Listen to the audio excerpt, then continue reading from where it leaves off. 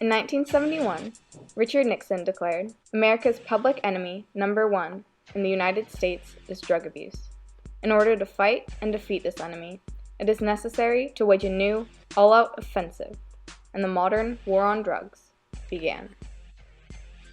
In the 80s, when Reagan held the presidency, crack cocaine abuse became an urban epidemic. In response, Nancy Reagan started the program Just Say No, and LA Police Chief Daryl Gates started the DARE drug education program, which wasn't scientifically backed. Crack cocaine was associated with black hoods, therefore demonizing these people. The police thought every black American was dealing and/or using drugs, and this perception led to the abuse of many innocent people. One of the most extreme cases of community-wide police brutality and racial profiling took place in LA County. In the 1980s, LAPD police officers began to take an increasingly aggressive approach towards gang violence, and targeted and administered physical punishment on the spot. Because of the growth of the crack industry and drug industry in the inner city, it resulted in acceleration of over-policing in those neighborhoods, and individuals were locked up and the keys were thrown away. African Americans were especially targeted. They accounted for 20% of drug abusers, but 50% of drug-related arrests. The police chief of the LAPD, Daryl Gates, believed that casual drug users should be fatally shot. He went as far as to start Operation Hammer, an initiative meant to crack down on gang violence. Not only did police officers take citizens to jail for anything and everything they could, they used excessive force. Tanks, guerrilla warfare, and tactical teams were used in Operation Hammer to make life miserable for gang members and anyone who lived in these communities. Many police officers believed that the aggression they were displaying towards minorities was necessary to keep the peace. When they were accused of committing brutal actions, they would use multiple methods to defend themselves and their partners. Well, let me tell you, people, we have a war, a shooting war. We have it on the streets of every major city in this country. And you know who's feeding and supporting the enemy? The casual drug user. One of the African American teenagers that grew up in a world that was swimming with violence and drugs was O'Shea Ice Cube Jackson. He attended a suburban, affluent, stable high school, but still committed petty crimes and acted out, like many of his friends from the ghetto. Another victim of the brutal void that was gang culture was DJ and rapper Andre Dr. Dre Young. Dre had been in funk hip-hop groups and produced, but wanted to join the rap community of Ice-T, Public Enemy, and Run DMC. So he turned to his friend Eric Easy Wright. Easy was a drug dealer, but when his cousin was fatally shot, he decided he needed to use his dirty money to start a better life. So with Dre's producing and Easy's money, they started Ruthless Records, and in turn, a new, world-changing wave of hip-hop. In 1986, they recruited Ice Cube to write and record with them. Cube left CIA, his rap group, and would ditch school to work at Ruthless. Dre and Cube became so close, they started performing hardcore hip-hop together at clubs with Lorenzo MC Ren Patterson.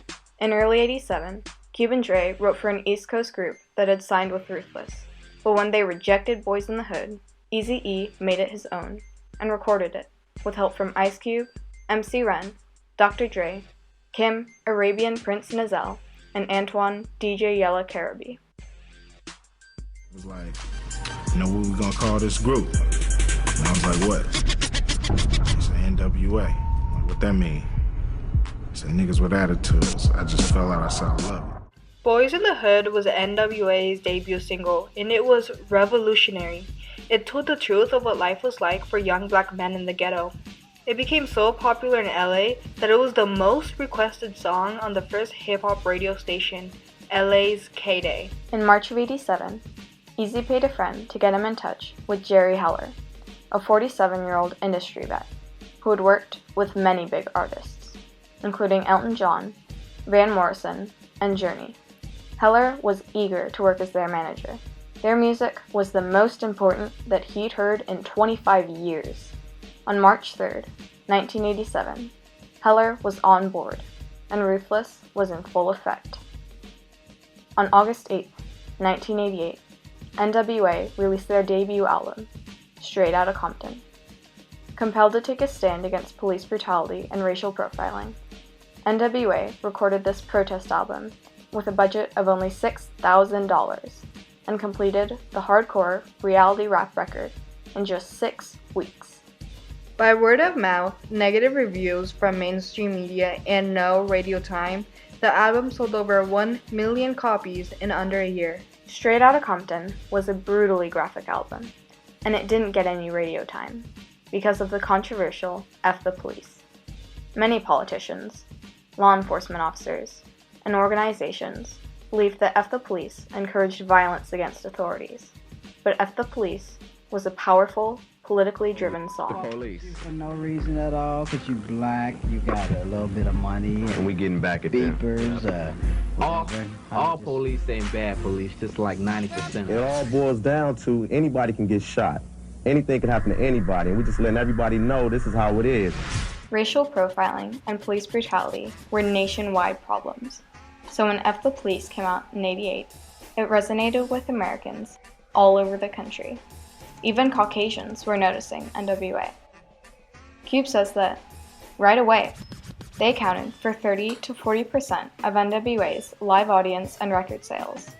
As of today, Straight Outta Compton sold over 3 million copies, went triple platinum, and N.W.A. was rated 83rd on Rolling Stone's top 100 artists of all time. N.W.A.'s fans took a stand with N.W.A. in their protest against police misconduct. They gained even more support after receiving a warning letter from the FBI. Almost a year after the release of Straight Outta Compton, while N.W.A. was on tour, FBI's Milt Ulrich, the assistant director of the FBI Office of Public Affairs, wrote a letter to Priority Records. The letter registered his feelings about F the Police, which Ulrich wrote encourages violence against and disrespect for the law enforcement officer. Ulrich recorded that his views reflected those of the entire law enforcement community. Danny Goldberg of the ACLU of Southern California said that it is completely inappropriate for any government agency to try to influence what artists do. Ulrich claimed that the message was in no way meant to be intimidating, but anti-censorship activists Phyllis Pollock and Dave Marsh wrote a lengthy piece in October of '89 for Village Voice about the letter from the FBI, writing that the letter fit into a pattern of intimidation from law enforcement towards artists. An informal police network across the country faxed messages to each other, urging cops to help cancel N.W.A. concerts because of the law enforcement officers. In spring of '89 during their tour, N.W.A. shows were jeopardized or even aborted, like in Detroit, where the group was briefly detained by the police after disobeying the request to not perform F the Police. Despite the negative publicity, N.W.A. would not be intimidated. They gained supporters through the attack on their First Amendment rights, and by the end of '89, with help from Express Yourself, a single, taking a stand for freedom of speech and expression, N.W.A.'s members were seen as the poster boys of freedom of expression and the voice of the ghetto.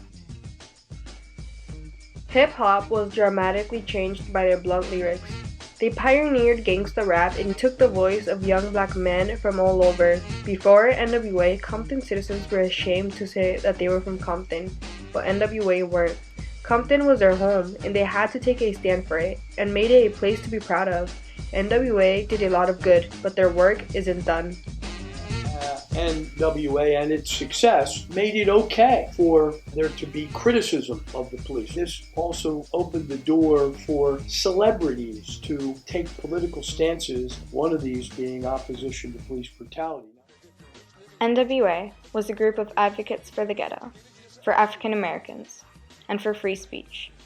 But they weren't pure, righteous men that could do no wrong. They were reckless. Part of their inspiration was to push the limit, to see how far they could go and how much trouble they could get in. When their work was dissed, they would retaliate with phrases that would make mothers run to get the soap.